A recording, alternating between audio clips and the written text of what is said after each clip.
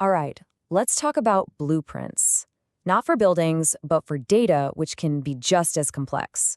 We're going to dive into something called entity relationship modeling, which is really just a fancy way of saying we're going to map out all our information before we build anything. So let's just kick things off with the big question, right? How in the world do you build a database that actually works? I mean, one that doesn't just hold information, but organizes it in a way that makes perfect sense and is actually useful to everyone. It sounds easy, but it's a massive challenge. And here's the thing. The real problem is that everyone sees the data differently. The designer has one idea, the programmer has another, and the person who actually uses the system day to day has a completely different perspective. And that gap in understanding, that's where projects just completely fall apart. So what's the fix? You need a common language, a blueprint that a business manager can understand just as easily as a database engineer. And that is exactly what the entity relationship, or ER model, is. It's a visual, non-technical way to get everybody on the same page. Okay, so how do we do this? Let's build one from the ground up. We're going to look at the core building blocks that make up pretty much every ER model you'll ever see. First thing you need to know about is something called an entity type. It sounds technical, but it's not. Just think of them as the main nouns in your system.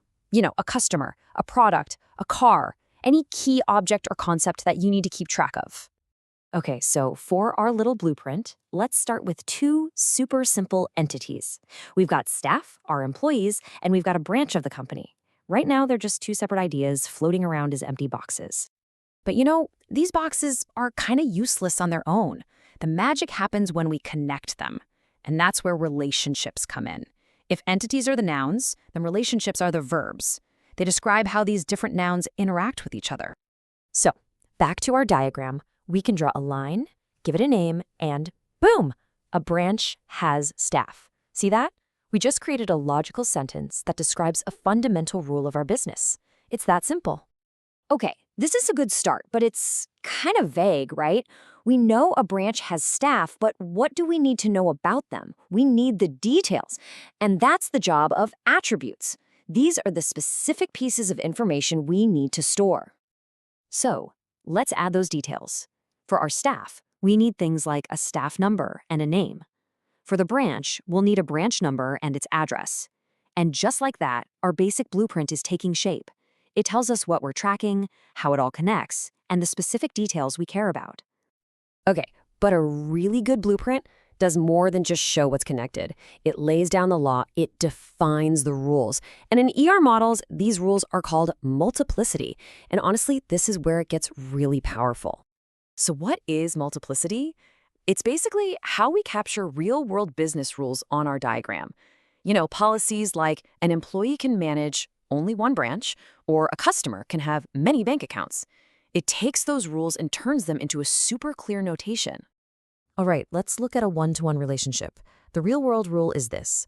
A staff member can manage 0 or 1 branch, but a branch has to be managed by exactly one staff member. Now, here's the trick to reading this.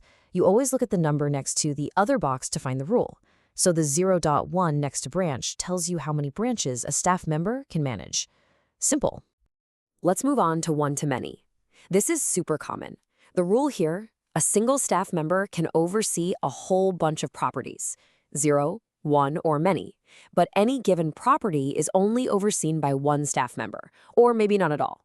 And see that little star, the asterisk? That's your visual cue. It literally means many. So 0.* means 0 or many. And finally, the many-to-many relationship. You see this everywhere. Think about it. A newspaper can run ads for tons of different properties, right? And a single property, well, it could be advertised in a bunch of different newspapers. Our blueprint makes this obvious with an asterisk on both sides. No confusion. So now we know the building blocks. But you might be wondering, why go to all this trouble? Well, because doing this up front helps us avoid some absolute design disasters, things called connection traps. Let's talk about the first one, the fan trap. This is all about ambiguity. It's when your model looks like it makes sense, but when you ask a simple question, you realize you can't actually get a clear answer. The path is muddy. Okay, check this out. The model says a division has staff and it operates branches. Seems logical. But then your boss asks a critical question. Which staff members work at the downtown branch? And you can't tell. You know they belong to the same division, but the specific link between a person and their branch is totally missing. That's a fan trap. So how do you fix it? It's actually a pretty simple restructure. You just change the logic. Now, the division operates a branch, and the branch has staff. See that? The path is totally clear now. We have eliminated the ambiguity just by rethinking the connections. All right, on to the next disaster, and this one is even sneakier. It's called the chasm trap. This isn't just about ambiguity. This is where your model can literally lose data. A piece of information just falls into a chasm, and it's gone.